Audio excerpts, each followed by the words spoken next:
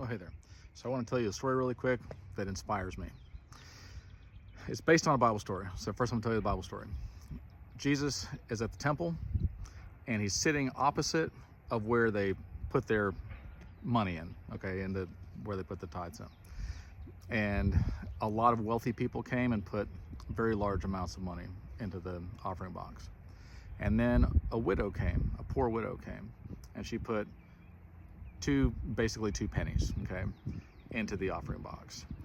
And Jesus calls his disciples over and says she put in more than anybody else because they all gave out of their wealth, out of their abundance. They gave a part of what they had, a tenth, if that, of what they had. But she, in her poverty, gave everything that she had to live on. Now, for the real life story. I have a friend, I'm not going to tell you what his name is, but he's a good friend of mine and has been for almost 25 years. And because of life, he is in jail right now. And he asked me to hold his vehicle and his things and his money for him while he was in jail. And I offered, actually. He didn't ask me, I offered to do it. And so I've got all of his stuff. And, you know, from time to time, he'll be like, hey, can you put some money on my books? And I take it out of his envelope or whatever and put it on his books for him. But he said yesterday, take all my money and give it to the church. All of it. And I was like, wow, really? Keep in mind, he's going to be in jail for a couple of years. And when he gets out, obviously, you know, life's expensive and you got to rebuild from nothing. And he's like, no, you know, I've always just been about me and what I can get and how I can serve myself. And I want to just trust God. I'm like, now you get it. Now you understand. Touches my heart. Here's the thing. Before he went into jail, I went to an open mic, DFW Christian open mic with Randy Tyler. It's amazing. I love it there.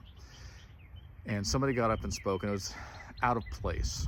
And she said, I was going to go to jail. I was told I had to go to jail, and I needed to turn myself in. And she was hesitant. She wanted to run, which is a natural thing to want to do in that situation. But then she felt the peace because God said, you're not turning yourself into prison, you're turning yourself in to me.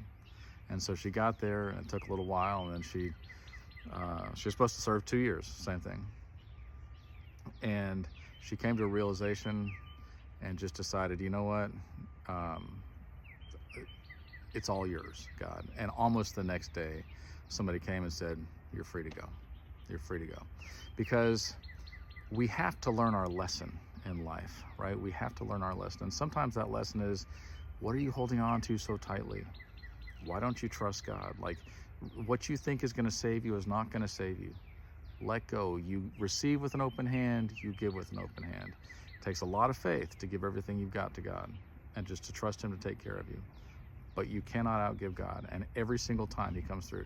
I know this from personal experience. I know that I've done this more than one time where I gave away literally everything I had. Like, I had the clothes on my back and that was it. All my money was gone, my home, my car, everything I had was gone. And then you realize God still comes through. He still provides. And somehow it will all work out. I think that's a beautiful story. I love you guys.